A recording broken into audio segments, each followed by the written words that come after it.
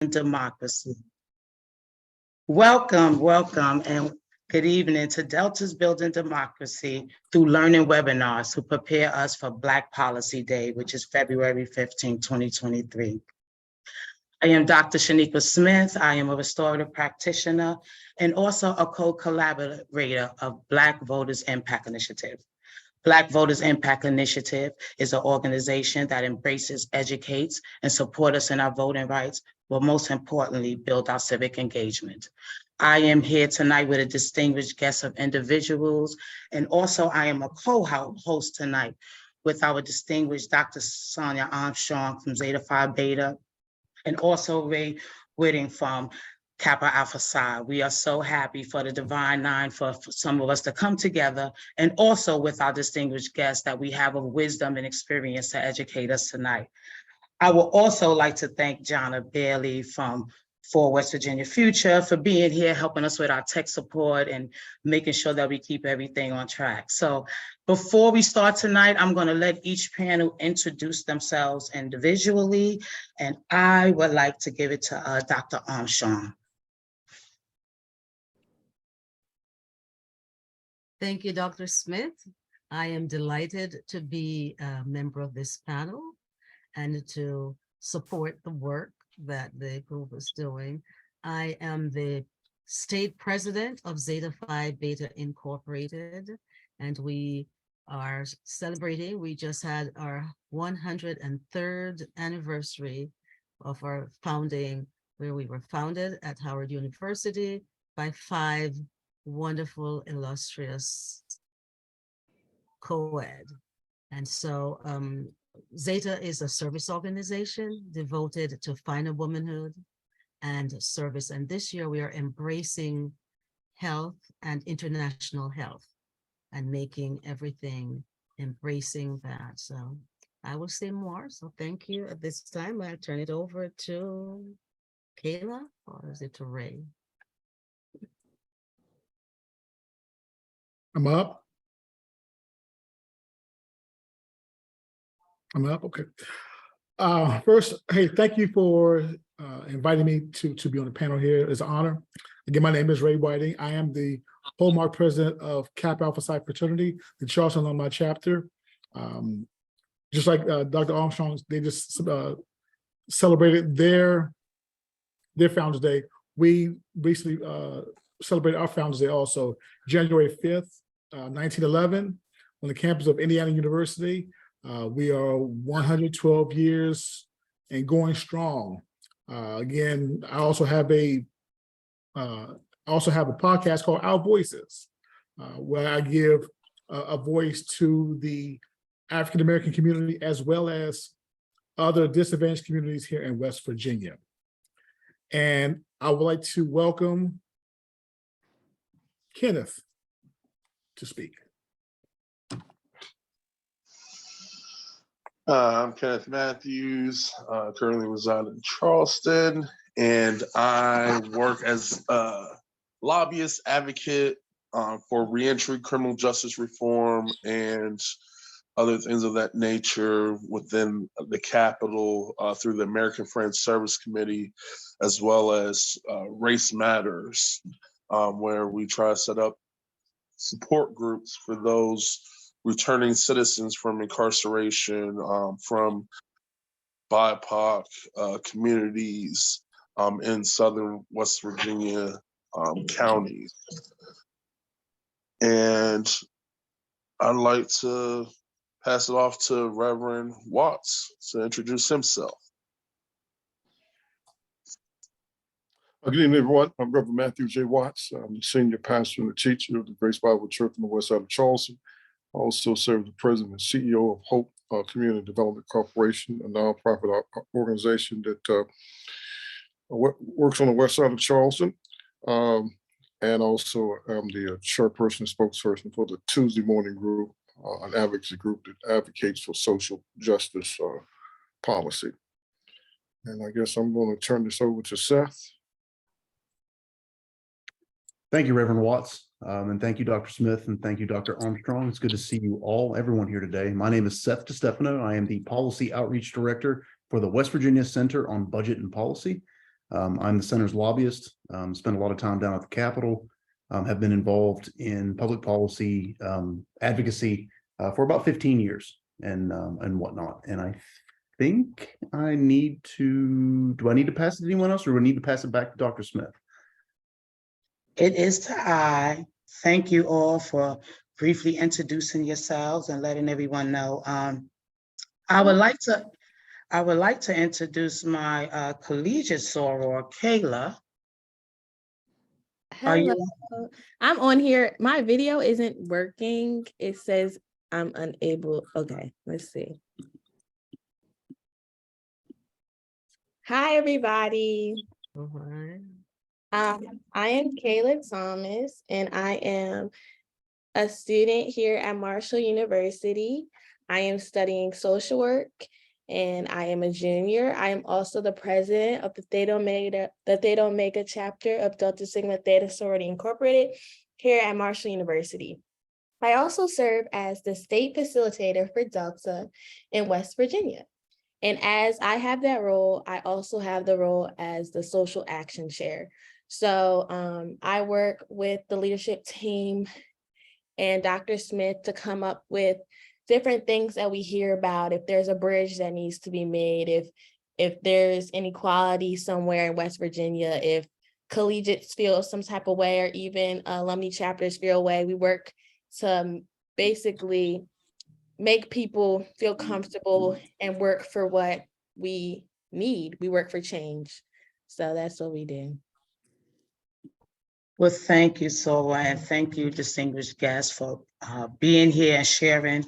And so the purpose of these webinars is for us to come together and get knowledge and build up our civic engagement. And not only for Black Policy Day, but for us to get together and know what we can do in our local communities.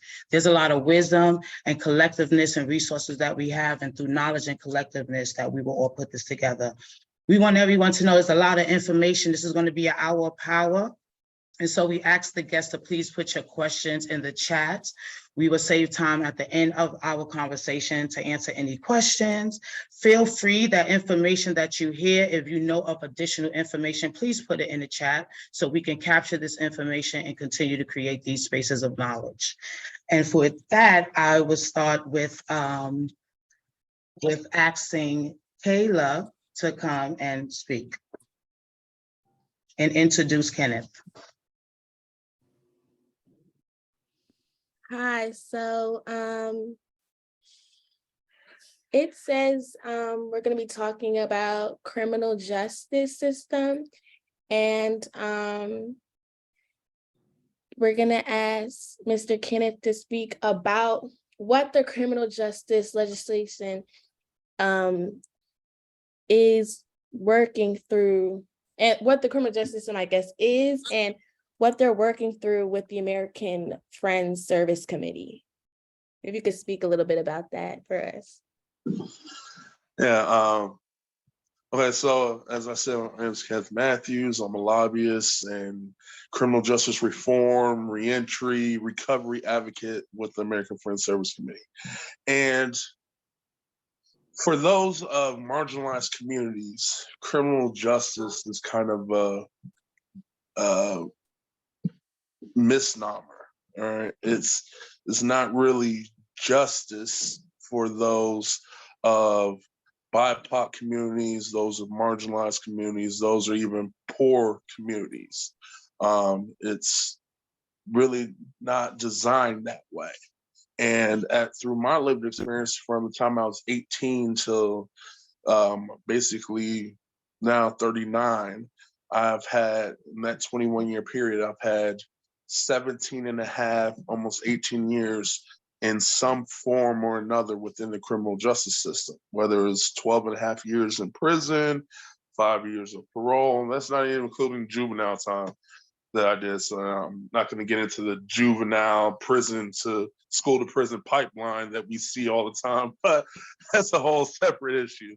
But I have a lot of lived experience with this, and it enables me to speak to the legislatures and to people that make the rules and speak intelligently and say, hey, I know you want to do this, but this is the reality of the situation. This is what you're causing. You're causing a greater divide within the communities. You're causing greater poverty within the communities. You're decreasing access to resources. You're decreasing the ability for people to really survive and attain a life that they can be proud of. I never thought this would be possible for me to do, right? Because here I am, you know, basically a 3-time convicted felon, which statistically I'm supposed to be in prison for the rest of my life.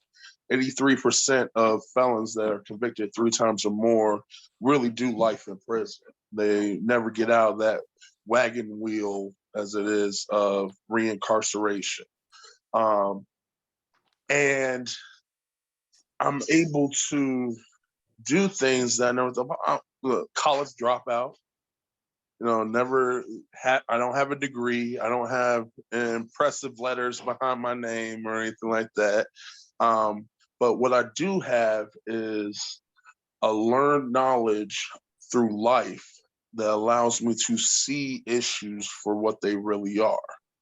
And a lot of times we create this us versus them narrative and dialogue when it's really us versus us, because we do things to separate and to stigmatize and marginalize each other and don't really look at it as we're a community, a collective.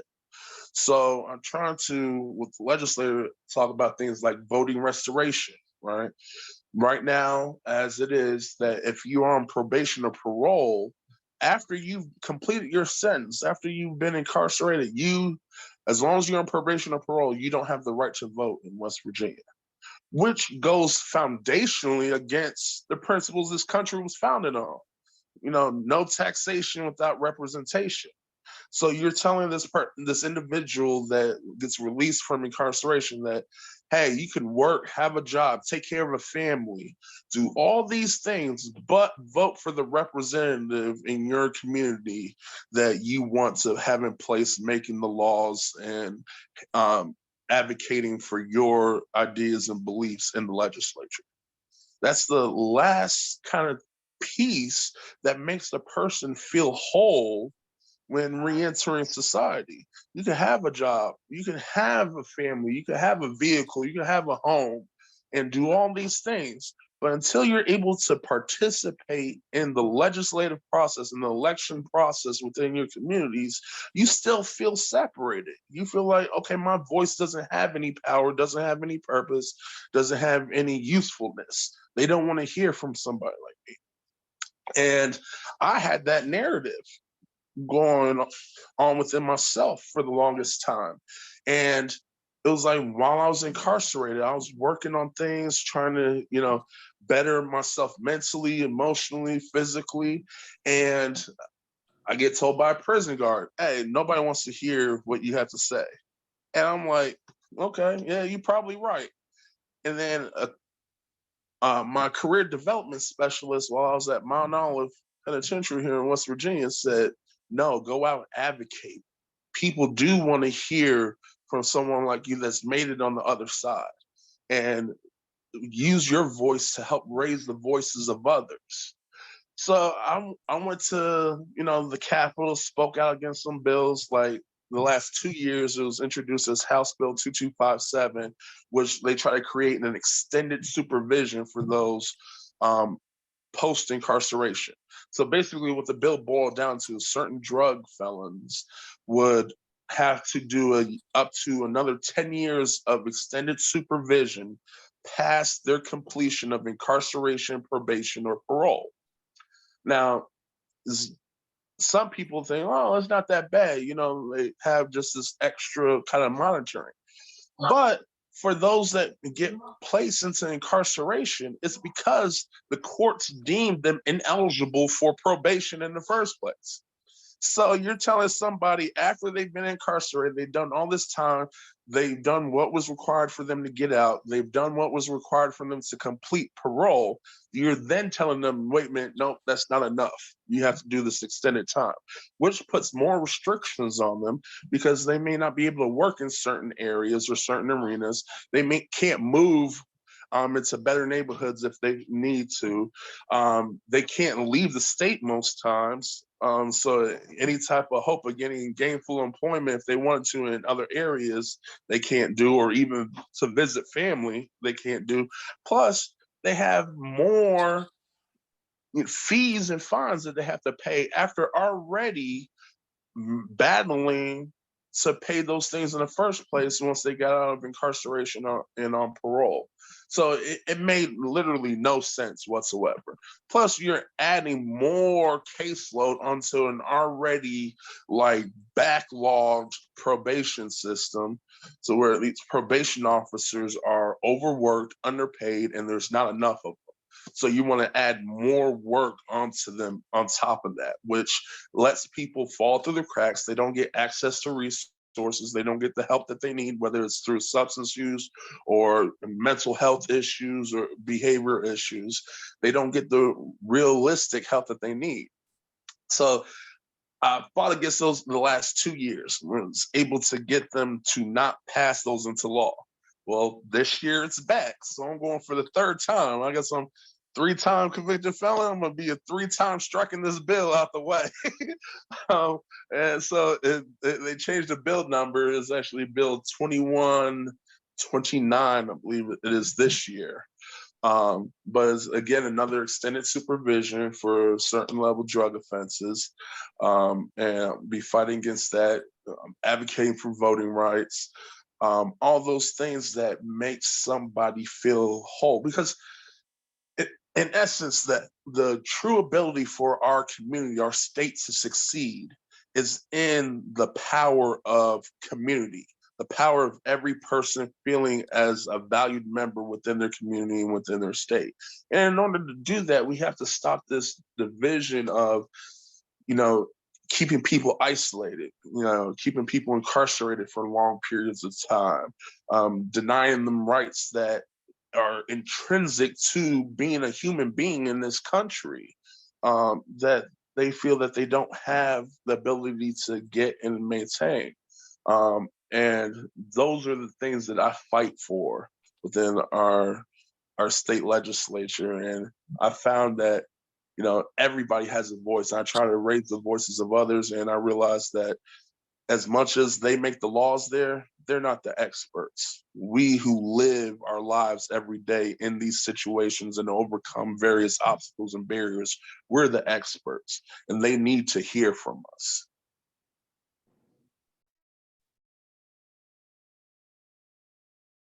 Well, thank you. Thank you, Kenneth, for such a enlightening presentation.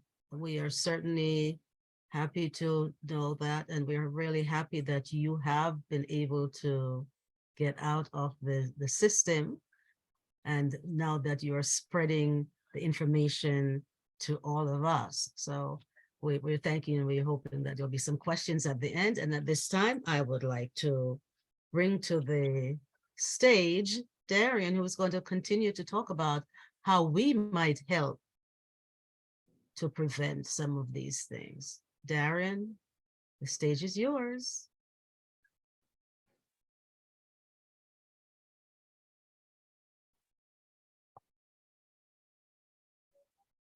Is Darian?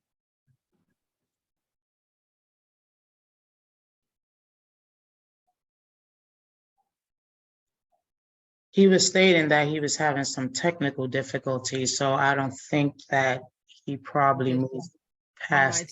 Right, His so we audio will- does not seem to be on. Oh, his audio's not on? Is he? So Darren, if you're able to hear us, you need to have your audio and your mic on. But in the interest of time, we could probably move on, Dr. Smith, and get to hear from Ray, and then Darren would come back in at that time. So Ray, take it off. Thank you, Dr. Armstrong. I want to talk briefly or make a statement about the ARPA, which is the American Rescue Plans Act. What monies we can use to help build our community. I just want to talk, we'll just kind of touch on that, but I want to handle this over to my frat brother, Reverend Watts. Brother Watts? Yes, sir. Thank you, Brother Ray. And I certainly appreciated Ken's presentation. You know that there are times when unprecedented challenges like the novel epic coronavirus also results in unprecedented opportunities. And so the unprecedented opportunities that COVID-19 has brought to the United States of America is an unprecedented allocation of funds to state, county, and local governments. So West Virginia has received over $5.335 billion when you add in the CARES Act, along with the American Rescue Plan Act. So here's where the opportunity really is. $1.335 billion came at the state level. The United States Congress in the opera statute strongly encourages states to use some of these monies to address some of the historical disparities as a result of historical systemic racism, some of the disparities economically. And so this is what the government is encouraging states to do. State of West Virginia had to write a West Virginia opera plan, which the governor's office wrote. And in the opera plan, the governor's office says that we're going to strive for equitable outcomes. That's the term that they use. Secondly, they said they're going to list the services of Dr. John Deskins, one of the premier economists in the state from the Western University John Nagle School of Economics. Thirdly, they said the legislators should have conversations with their constituents in community meetings and in virtual meetings to get input from the constituents as to the type of projects they wanted funded. Fourthly, the governor was to send the Hurricane Office of Minority Affairs director to do a 55 county listening tour to get information for the governor to consider as to the type of funded project they would fund recommend for funding out of the opera dollars. That was supposed to have happened. That is the plan. But it has not happened because the governor and the legislature are both trying to do a quick sidestep to ignore the recommendation of the federal government and to ignore their own plan that they've created. So what did the governor do? The governor then put forth a bill for the remaining $677 million. They spent $677 million, the governor and the legislature. Most of that money has gone to tax incentives for large businesses. So 677 is already gone, only 677 remains. The governor recommends $177 million to go for water system and sewer system, which I totally would support and think that most people would, knowing the conditions of some water and sewer systems around the state. The other $500 million, the governor has suggested to go into an economic development fund, basically to be used to incentivize businesses to move to the state of West Virginia, with no recommendation in the governor's budget about any type of investment in heavily populated minority communities, nor in other disadvantaged communities, which his plan calls for. So the Tuesday Morning Group wrote a plan called the Tuesday Morning Group's Economic Justice, Economic Justice, Fairness, and Equity Plan. And we really simplified this plan. It's this simple that even my 7-year-old grandson could understand it. That $300 million of the remaining $500 million should be designated to be allocated to local cities and local towns, counties where there's no municipal government. And that money would be allocated back to those municipalities based on the percent the third municipality has of West Virginia's total population of poor people. For example, and I use Clay County for example, because that is the home county of the distinguished House Speaker Roger Hanshaw. Clay County has the second highest poverty rate in West Virginia by county, second only to McDowell County. Clay County has about 1% of West Virginia's population of poor people, 1%. Therefore, Clay County would get 1% of the $300 million, which is $3 million, and that's no chump change. some sizable things could be addressed with that money. And so it's fair, it's equitable, and it's consistent with the federal legislation, and it's consistent with the governor's plan. So the last thing I would say is this, and I'll use another illustration. Take the city of Charleston, for example. The city of Charleston has about 3% of the total population of West Virginia's total poor population. So the city of Charleston would get $9 million. The money would then have to be directed to projects that promote improving health, housing for low-income people, health, workforce, economic development, social service coordination, and education. And so small businesses would be eligible to apply if they were going to expand their businesses to hire more people or establish businesses to hire people from the local community. So that's the plan that we've submitted. The Tuesday Morning Group's Economic Justice, Equity, and Fairness Plan has been submitted to the governor, to the House Speaker, as well as to the Senate President, as well as to the minority leaders in the respective parties, as well as to the finance chairs. So that's it. It's simple. It would get money to every community and every town in the state of West Virginia would get some assistance that would go towards strategic investment in projects in low wealth communities. Thank you. Well, thank you, Reverend Watts, for talking about making sure that money is getting to these communities and that we're ensuring that the needs are being met and fighting for that change. Next up, we're going to have Seth, who will be speaking about turning our issues into policies. Thank you so much, Kayla. And thank you so much, Dr. Smith. Thank you, Dr. Armstrong, and thank you all the presenters this evening. It's a wonderful forum. I'm going to speak briefly so as to not take up too much time, but I just kind of want to double down on something that my good friend Kenny Matthews talked about in the victory against extended supervision. And the most important part about taking what you want to see, the difference you want to see in the world, and making it policy, and that difference is you. And that difference, well, I don't just mean that in the people who are on the call and talking to you. They're incredibly important. I'm talking to like all 50 people on this call.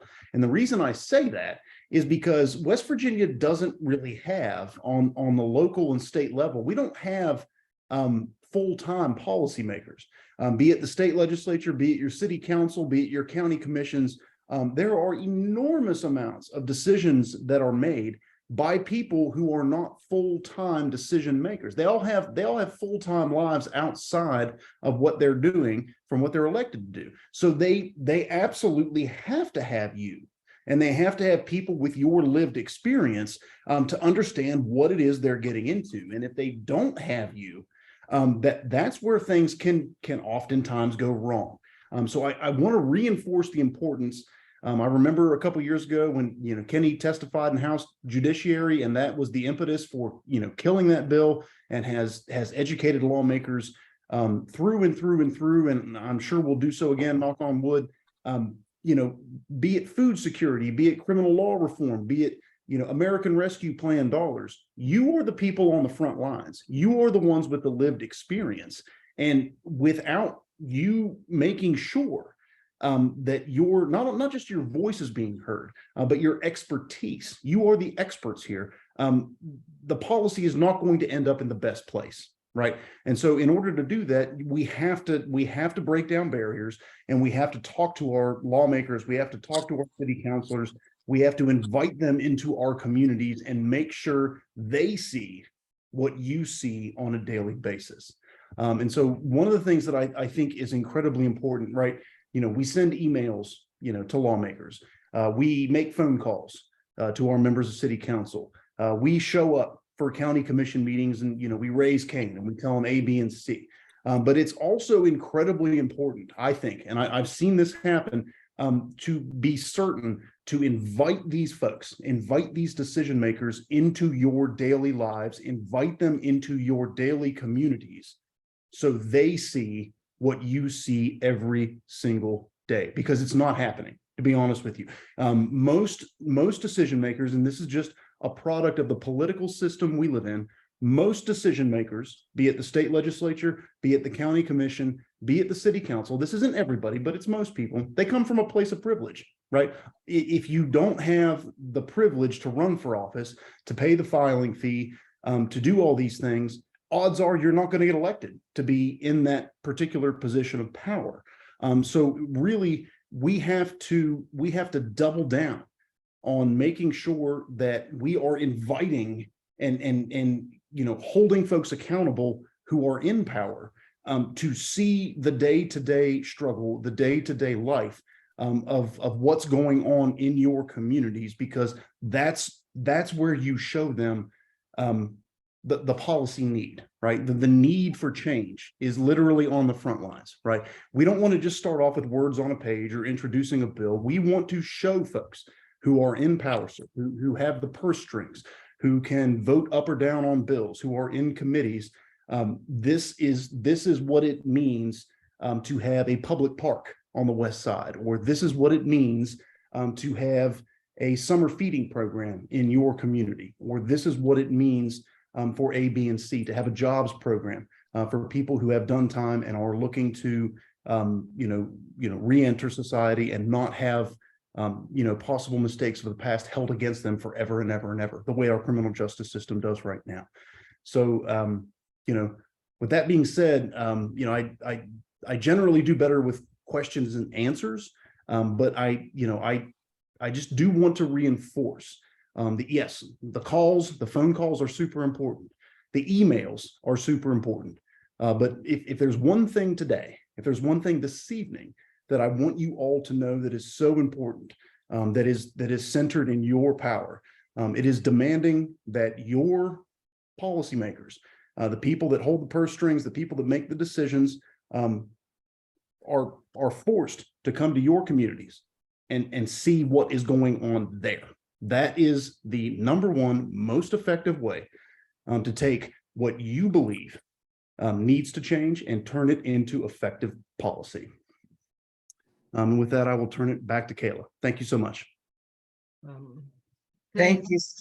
Thank you, Seth. We definitely appreciate you sharing that information and letting us know that we have a power of our self-stories and our knowledge of working together collectively. We're going to bring it back to Darren. I think he fixed his technical difficulties, so we're happy about that. So, Darren, we will yield the floor to you. Wow, this is a really good discussion, and I want to thank everybody who has brought this together. I'm getting feedback, so. So Darren, if you turn off your video, you might be better, so we've seen you, turn your video off and then just speak, and that should help.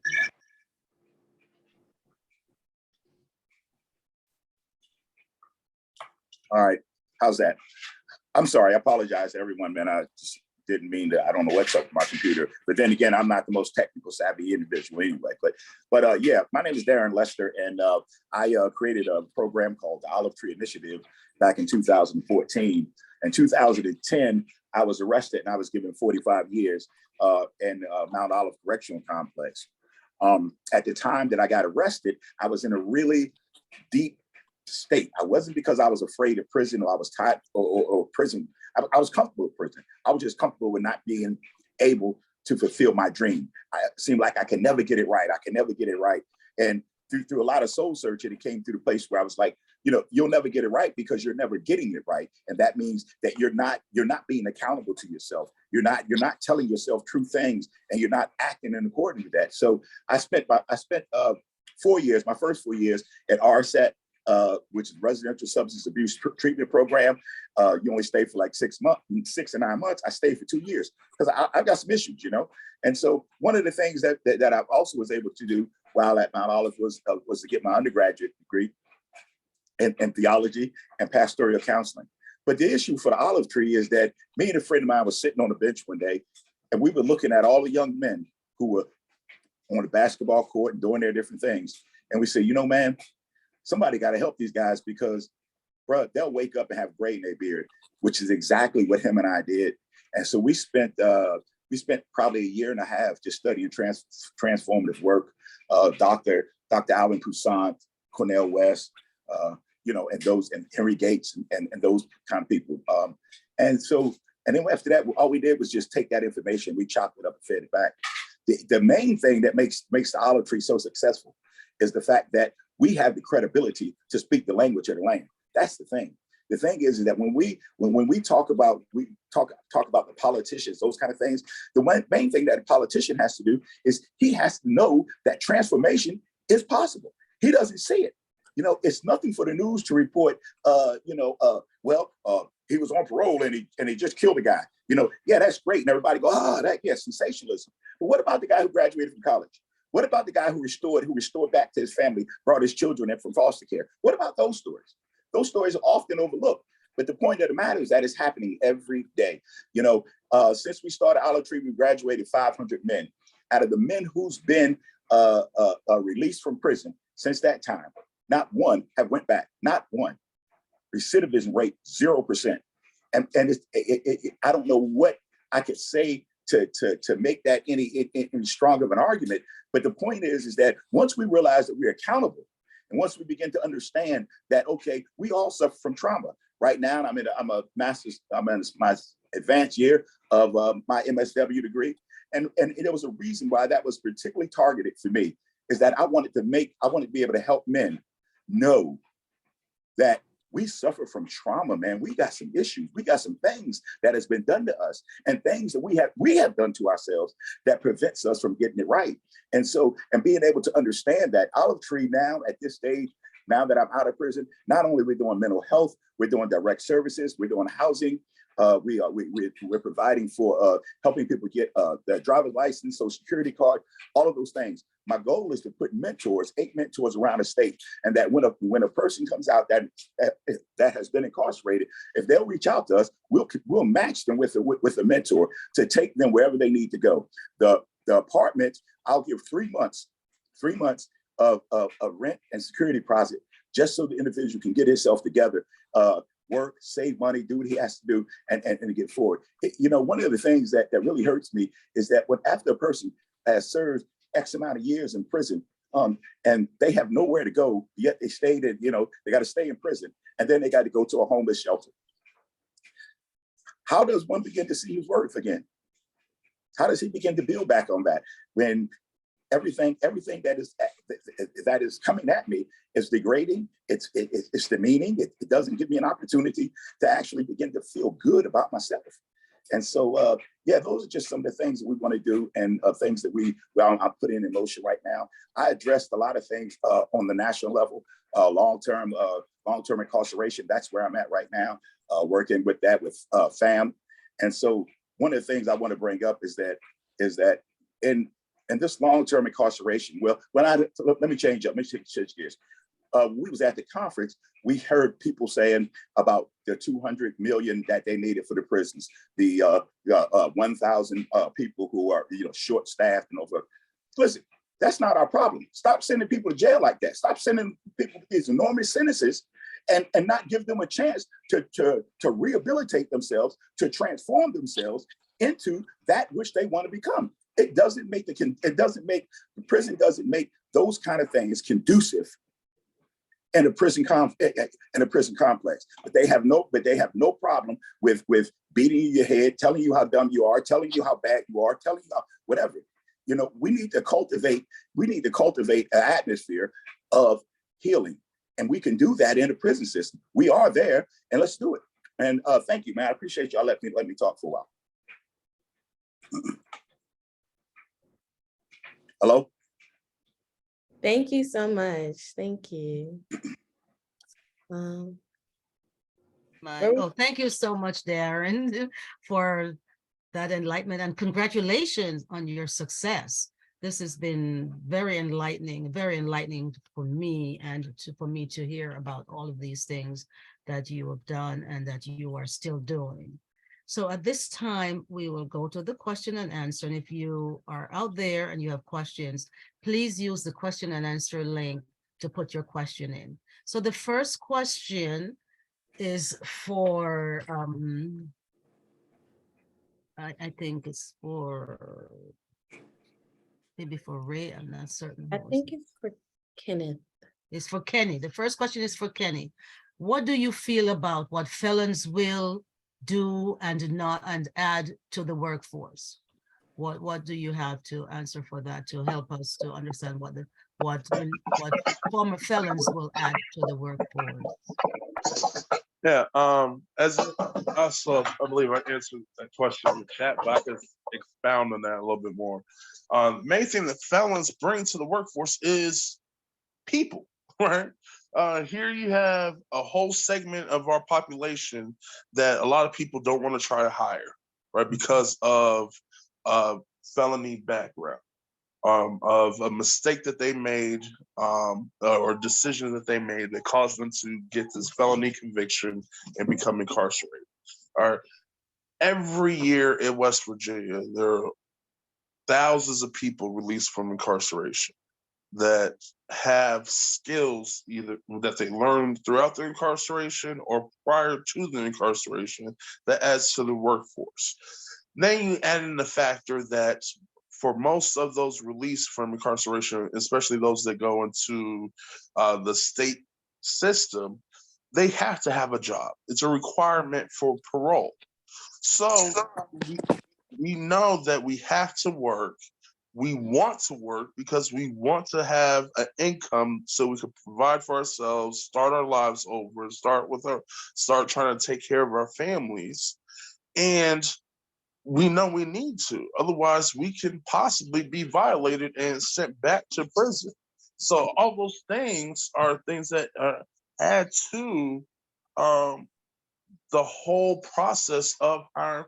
While you're incarcerated, the average incarcerated person makes about $80 a month working in the prison industrial complex. $80 a month.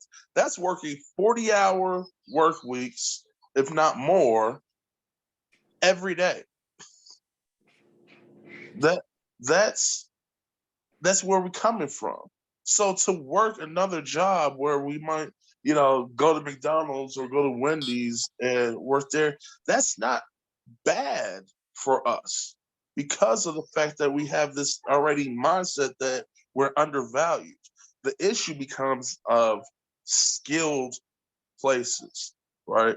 Of people that are formerly incarcerated that need to get into the unions, that need skilled work that causes most people to want to look at those with higher education or longer years of experience. That's where you find the issue with hiring people with criminal backgrounds. And that's just an education thing. You need to educate employers as to the skilled labor that they have and the ability for a labor force that could do the work and wants to do the work. Thank you so much for your answer. That is very important for us to know and for the companies to know about that, because they're talking about we cannot find people to work. There's a labor shortage, but here's this wonderful, massive group of people to fill the gap, and they're not making any effort to hire them. So thank you for shedding that light on. I will turn this over now to Ray for the next question. Thank you, Dr. Armstrong.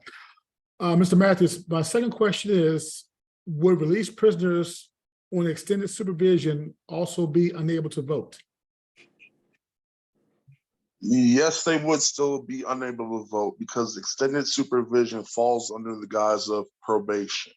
And as the law is written into policy now, if you're currently under any period of incarceration for a felony conviction, probation, or parole, you don't have the right to vote in West Virginia.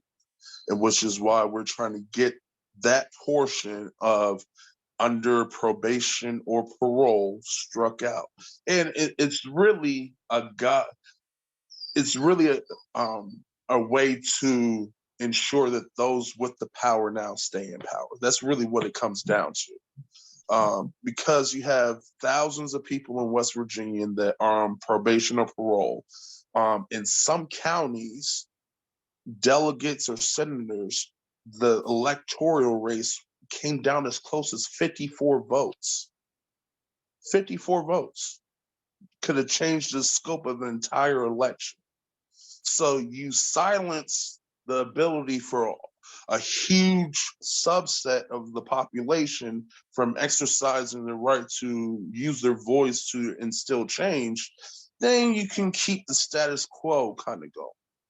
And that's really what the nature of it is. And then you got those that have the right to vote, which, you know, I was able to vote for the first time this past election, which was an amazing thing for me because I was finally able to exercise my right to let my opinion be known.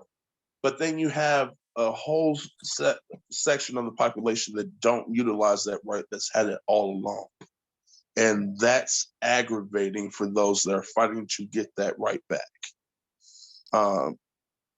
Because your voice does matter. Your voice can instill change, can create a movement. Like it can change the whole makeup of communities of people.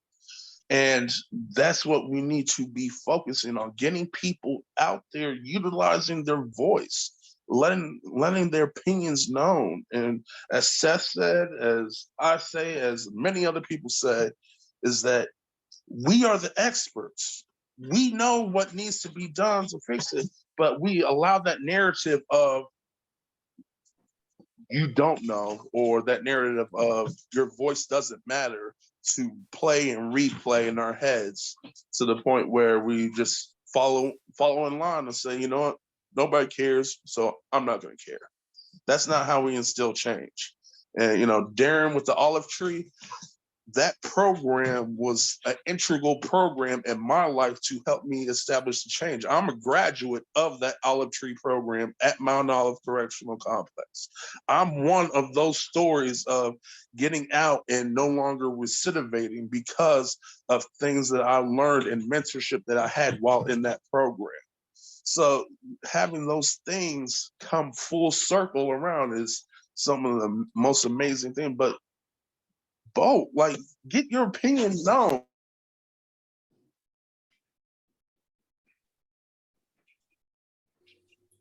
Thank you. There's another question, and this question is for Seth. And the question is, what alternatives can you recommend to get elected officials to visit our communities? You can't even get Carol Miller to respond to an email, let alone leave DC or go south of Huntington, even for a photo op.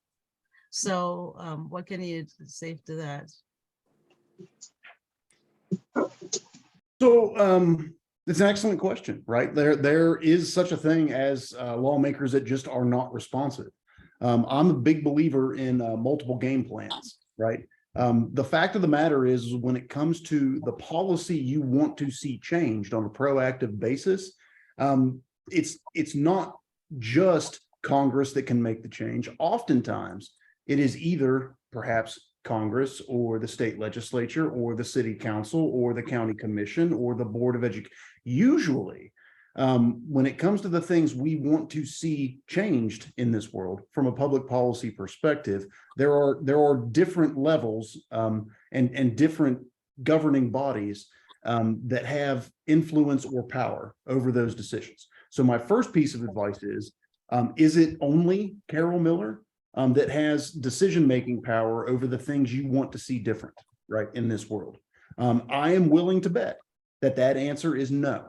I am willing to bet that when it comes to what you want to see changed in this world, that Carol Miller is not the end-all be-all of what you want to see different in this world. I bet you that your state lawmakers have some influence over that. I am willing to bet that your city councilors and your county commissioners and probably your boards of education and all of these different people that hold these levers of power have some influence somewhere along the way that can make the difference you want to see in the world. So step number one is figure out where those levers of influence are, right?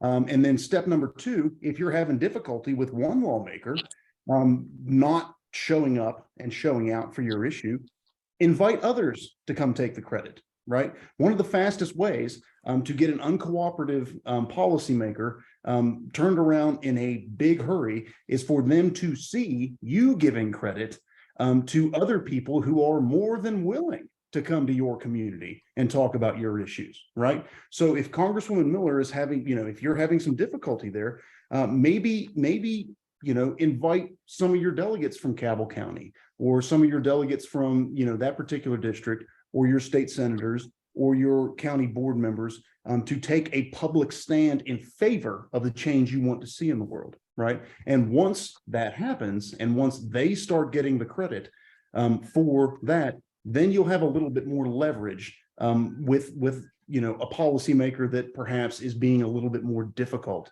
to work with on that issue. I hope that makes sense. That's kind of the number one piece of advice I would give, from a community-based side of things, and making sure that we're inviting folks into our communities. The other thing too is to, be unabashed to get folks to introduce your bills for you, and also get out there and fight for earned media. I can't stress this enough. This is something that we do a lot at the center.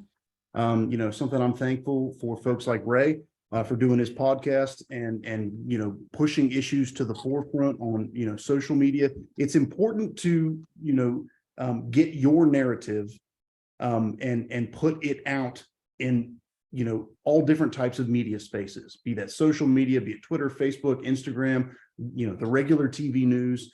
The folks who don't want to see the change you're interested in this world, they're on the news, right? They're on the radio, they're doing that, right? You need to be doing the same thing too. And I have noticed over a couple of years of doing this, that being aggressive and pushing for earned media opportunities, be it op-eds, interviews, all these different things, that does get the attention of lawmakers who might otherwise try to ignore you, right? Because they may try to ignore you for a little while, but once news stories start getting written, once television stories start getting published, once radio interviews start, they don't ignore much longer.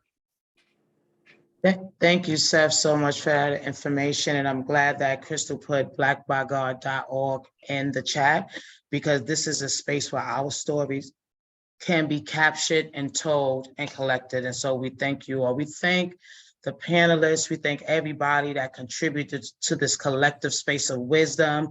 But before we part in these few minutes, I would like to take you to the chat, and we have an action alert in the chat for the letter that you can click on the letter to send to your representative for a request for the ARPA monies. There's also a link in there. If you're not sure who your representative is, there's a link that you can press and you put in your zip code. It'll tell you who your representative, so we can send that as an action step. Information, this webinar was taped and it will be on Black Voters Impact Initiative page. That's bviiwv.com. So you can get to see it again. You can also stay close to the website and the Facebook that will let you know with upcoming information that's coming up, with upcoming webinars that will be here next week. And also check out the website. Before we leave, I would like to give our panelists a real quick 30 minutes closing statement or idea or last minute thing that they'd like to say before we close. And I will start with Kenneth. Make your voice heard. Vote. Let people that think that they have the power and ability to make decisions in our lives and in our communities realize that we put them in those places. And if they don't start doing what's best and effective for our communities and the people within those communities, they can be replaced. Reverend Watts. Yes, I would just encourage everybody to keep themselves informed, by particularly going to the Black by God website and follow everything with Black by God. It's real time what's going on, and you can go there to find out more about the Tuesday morning group's economic justice, equity, and fairness plan. Thank you, Darren. Yeah, I thank you very much. Man, this is just a great, powerful discussion. And it doesn't end here, but it starts here. Just to add some window dressing to it. One of the things that I've been doing over the last 6-7 months is we're putting together a grassroots organization for the men at Mount Olive to get in touch with their Senate, with their delegate, and so forth. We ask that their families will go ahead and email them once a week, twice a week. We just believe that before we can begin to ask the penologists and criminologists, and they start talking about programs, we need to ask the people who are there, where the rubber meets the road. How can I best serve you? How can I help you get to where you need to be? And so we just want everybody to know that we're in favor of prison reform, and we want to go ahead and take it from all angles. Thank you. Thank you, Ray. Well, I just want to say thank you for inviting me to be a panelist here. And I just want to say to everybody, thank you. Great input. Again, let this not be the last time we do this. But again, let's just keep doing what we're doing, push our issues. And again, we will see a positive outcome in the end. I thank you all. Thank you, Dr. Armstrong. Thank you so much for inviting me to be a part of this. This was so informative for me to be connecting and to knowing some of these things. I know we have some of these initiatives with the prisoner exchange thing with ACLU, where I've worked with that. So I'm really happy, and I'm in some other groups that I'm going to be passing this information to them. So thank you for your information and best wishes to all. And Kayla. One thing, I wanted to thank everybody for coming. I also wanted to note Crystal Good. She sent it to host and panelists, but someone said also share with everybody to call Senate Judish tonight to tell them about something going on with bringing guns to college campuses. Oh. So just wanted to share that. Okay, she just dropped the link to everybody, but yes, I wanted to say thank you to all the panelists for talking about just change and all things like that. As a college student, I'm very inspired, and I'm hearing a lot about us having the voice. So I'm going to continue to remember that and continue to spread change and continue to remember that we can make change. So yes. Well, thank you all. And to reiterate what is in the chat, it says call Senate Judiciary to vote no. They want to have guns on college campus. So there's a chat and there's a link in the chat. If you can click on that link to vote no against having guns on campus. We thank you. And we have a couple of more weeks to go and continue to build this space. We thank you, everyone that came and shared and learned and gave. And we look forward to seeing you all next week. Have a great night. Thank